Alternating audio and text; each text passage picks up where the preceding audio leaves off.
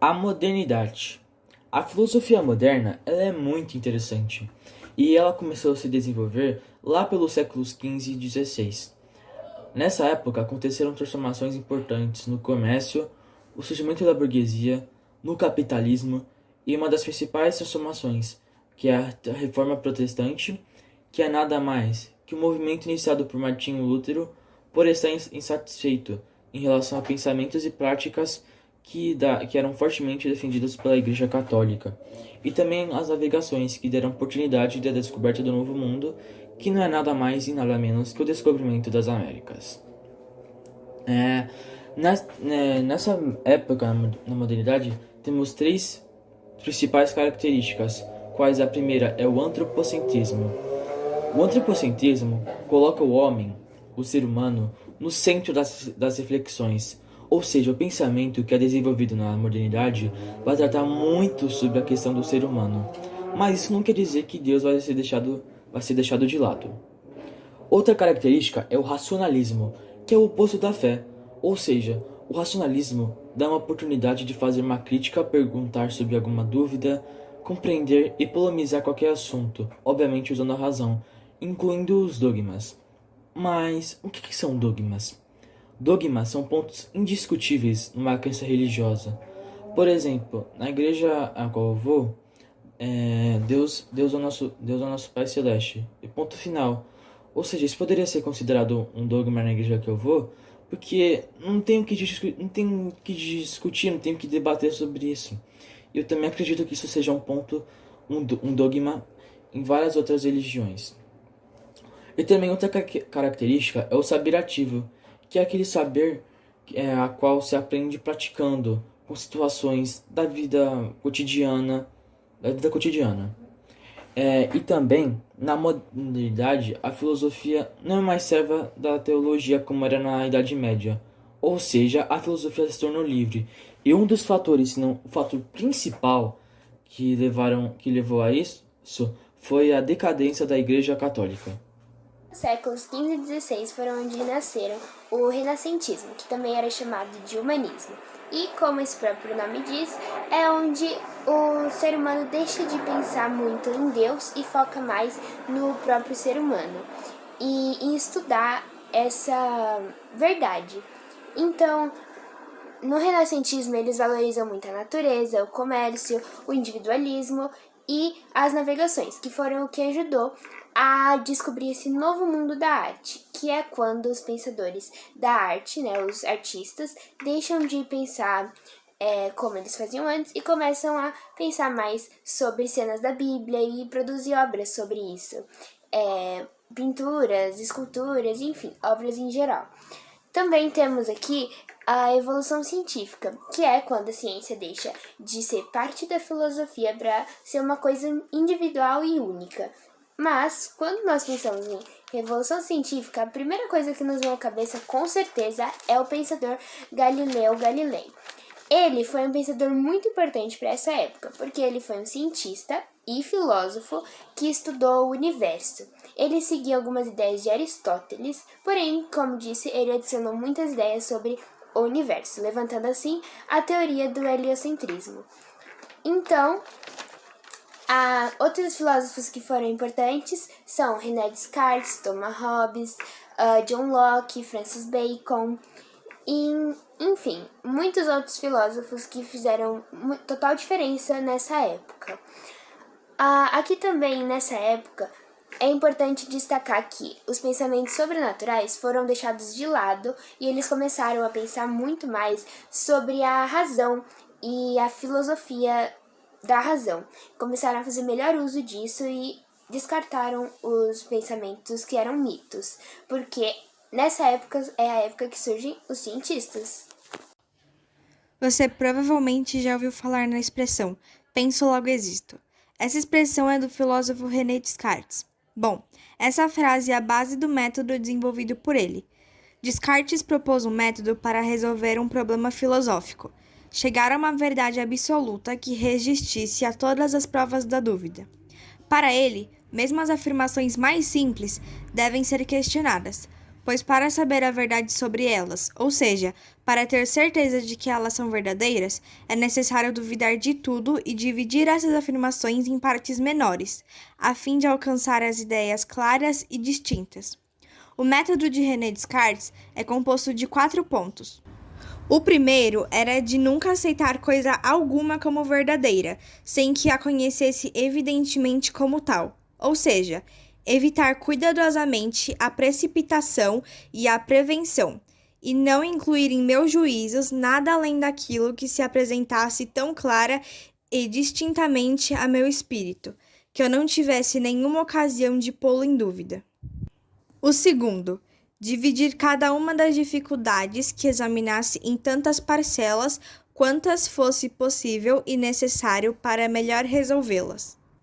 O terceiro, conduzir por ordem meus pensamentos, começando pelos objetos mais simples e mais fáceis de conhecer, para subir pouco a pouco, como por degraus, até o conhecimento dos mais compostos, e supondo certa ordem mesmo entre aqueles que não se precedem naturalmente uns aos outros. E o último, fazer em tudo enumerações tão completas e revisões tão gerais, que eu tivesse certeza de nada omitir. Sempre com o intuito de encontrar o conhecimento verdadeiro, Descartes criou um princípio de verificação das ideias. Para ele, uma ideia é só uma ideia se estiver representando algo. Segundo ele, há 3 tipos diferentes: as ideias inatas, as adventícias e a imaginação. As ideias inatas são aquelas que estão presentes no pensamento naturalmente, desde a concepção. Sua origem não se encontra no mundo sensível, e elas não dependem de nada exterior à própria pessoa para existirem. As ideias adventícias são construídas por meio da experiência sensível, ou seja, por meio do contato pelos olhos, olfato, ouvido, paladar e tato. As ideias da imaginação são aquelas formadas pela junção de elementos da nossa experiência. Em suas pesquisas, René Descartes elaborava uma prova da existência de Deus. Para ele, Deus é uma ideia inata. Sempre existiu no ser humano e não foi construída a partir de elementos externos a ele. Para ele, Deus é um ser perfeito e, sendo perfeito, é infinito, ao passo que o ser humano é finito. Sendo o ser humano um ser finito e imperfeito, como se pode criar a ideia de um ser perfeito e infinito? Para Descartes, essa é uma ação impossível. Aquilo que é finito não pode criar algo infinito. Dessa forma, só pode criar a perfeição o ser que é perfeito. O ser humano tem em si tal ideia de perfeição e infinitude. Logo, ela foi criada por um ser perfeito, Deus. Portanto, da ideia de Deus, tiramos a prova de sua existência. Francis Bacon foi um filósofo contemporâneo de René Descartes e um dos primeiros pensadores da era moderna. Embora não tenha sido um cientista, defendeu o progresso da sociedade por meio do avanço técnico-científico. Inaugurou o chamado método experimental. Da mesma forma como Descartes buscava encontrar um método seguro para alcançar o conhecimento sobre as coisas do mundo, Bacon estava à procura de um método que pudesse contribuir para o avanço científico. Em sua teoria dos ídolos, Francis Bacon faz uma análise dos erros que podem bloquear esse avanço. Segundo ele, os elementos que podem causar erros à percepção humana são 4: os ídolos da tribo, da caverna, do foro e do teatro. Então, esses ídolos atrapalham o progresso da ciência e do saber? É possível evitá-los ou superá-los? Sim, é possível. A proposta de Francis Bacon para a superação dos ídolos é o método experimental. Segundo ele, é necessário, em um primeiro passo, descrever todas as circunstâncias em um fenômeno que ocorre e avaliar aquelas em que o fenômeno não ocorre. O exame detalhado dos casos particulares é a relação entre eles leva ao conhecimento. A esse procedimento dá-se o nome de indução. Para Bacon, a experiência, além de aprimorar o conhecimento, possibilita utilizar as forças da natureza para o proveito do próprio homem.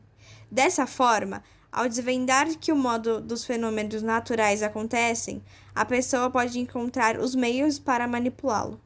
Bom, agora a gente vai falar um pouquinho sobre Thomas Hobbes. Thomas Hobbes era um filósofo, pensador empirista que estudou em Oxford, na Inglaterra. O que significava ele ser empirista? Bom, um pensador empirista é aquele pensador que não acha que tem nenhuma ideia que já vem pronta na nossa cabeça. Não existem ideias inatas. Elas são criadas a partir dos sentidos e das nossas experiências e observações. Ele também achava que o ser humano era o único capaz de prever situações com base nessas observações. Por exemplo, numa colheita. Ele vai saber quando uma semente vai brotar ou não com base na colheita passada, porque ele observou como a semente se comportava diante das situações e ele desenvolveu essa ligação entre uma coisa e outra. E na próxima colheita, ele vai prever o que vai acontecer. Ele também acha que o ser humano é muito capaz de dominar a natureza e usar ela a seu favor.